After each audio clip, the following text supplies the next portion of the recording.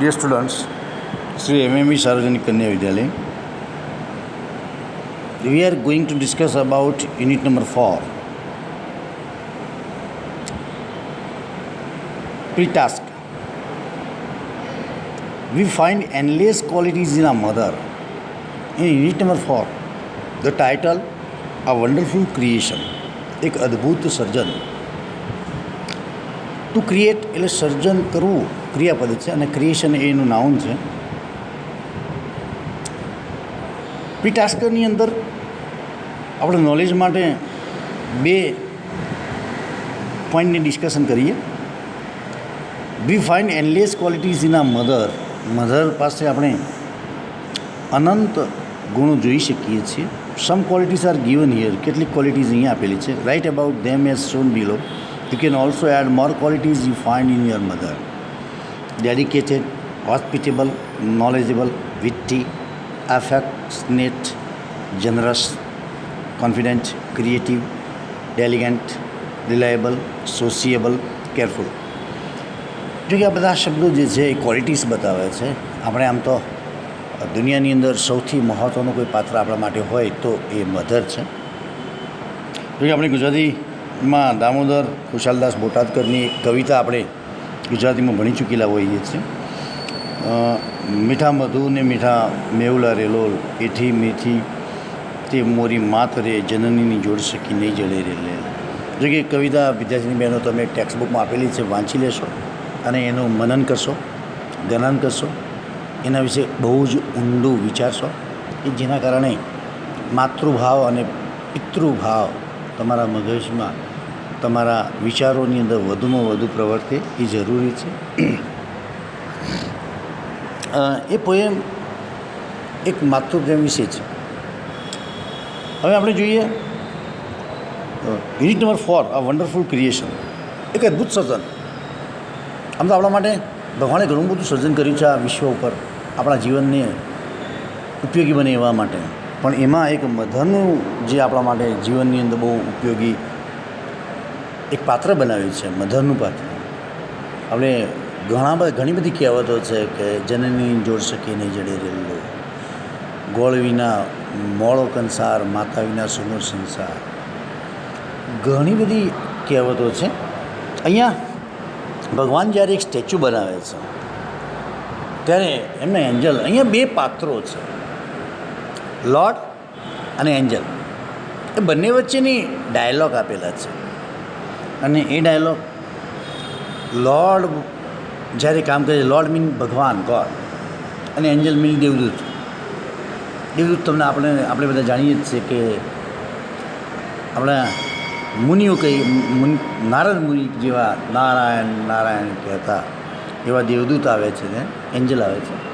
અને એ ભગવાનને એ જે સર્જન કરી રહ્યા છે એના વિશે કહે છે. જોઈએ, the good lord was extremely busy that day. એ દિવસે ભગવાન એક્સ્ટ્રીમલી બિઝી, એકદમ કાર્યરત હતા. He was into his 6th day of over time. 6થા દિવસના ઓવર ટાઈમનું કામ કરતા હતા. 6થો દિવસ ચાલતો હતો એમનો, કન્ટિન્યુઅસલી ઓવર ટાઈમ કરતા હતા. When he was working with full concentration એટલે ધ્યાન. When he was working with full concentration, જ્યારે એ ખૂબ જ ધ્યાનથી એમનું કામ કરતા હતા ત્યારે એન એન્જલ એપિયર્ડ મીન કેમ, એન્જલ દૂત આવે છે.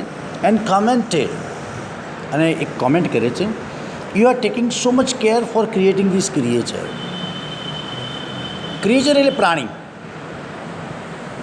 You are taking so much care, તમે ખૂબ જ કાળજી લઈ રહ્યા છો, ફોર ક્રિએટિંગ ધીસ ક્રિએચર, આ પ્રાણીનું સર્જન કરવામાં તમે ખૂબ જ કાળજી લઈ રહ્યા છો. That's true said the lord. ભગવાને કહ્યું સાચું છે. Do you want to know the detail? ભગવાને કહ્યું કે તારે વધારે ડિટેલ જોઈએ છે. What are they? The angel was curious. Angel curious હતો, ઉત્સુક હતો, જિજ્ઞાસા હતી એને કે વોટ આર દે, એની ડિટેલ શું છે? તમે જે ક્રિએશન કરી રહ્યા છો એની ડિટેલ શું છે? હવે ભગવાને એને કહ્યું, all her parts should be movable and replaceable too. એના બધા ભાગ જે છે શરીરના parts of body should be movable, એક જગ્યાએથી બીજી જગ્યાએ જાય એવા છે, અને રિપ્લેસેબલ, એકની જગ્યાએ બીજાનો ઉપયોગ થઈ શકે એવા છે. સી ઇઝ ધ લેપ એટલે ખોળો બાળકો માટે, એના માથાનો ખોળો એ આ દુનિયાની સૌથી મોટી ભેટ છે. She is a lap that disappears when she stands up. એને એક ખોળો છે દેટ ડિસએપિયર્સ, એ અદૃશ્ય થઈ જાય છે વેન સી સ્ટેન્ડ્સ અપ. જ્યારે ઊભી થાય છે ને ત્યારે એ ખોળો અદૃશ્ય થઈ જાય છે. I have to Andrew her with a kiss that can cure everything. I have to Andrew, મારે એમાં મૂકવું પડ્યું હતું, વિથ કિસ, ચુંબન મૂકવું પડ્યું હતું કે જેના કારણે એનો ક્યોર એટલે ઇલાજ, from everything from a broken leg to broken heart. Broken leg, પગ ભાગ્યો, ટુ અ બ્રોકન હાર્ટ, હૃદય ભગ્ન થવું, મીન ઇમોશનલ થવું. એક ઇન્ટરનલ ઇન્જરી છે બ્રોકન હાર્ટ, અને બ્રોકન લેગ એ આઉટર ઇન્જરી છે, જે બહાર દેખી શકાય એવી ઇન્જરી છે.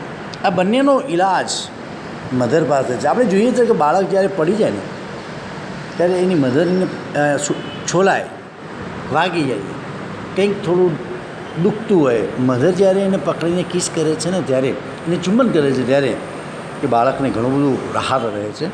મોરોવર, તદુપરાંત she has to have 6 pairs of hands. તેને 6 હાથની જોડીઓ છે.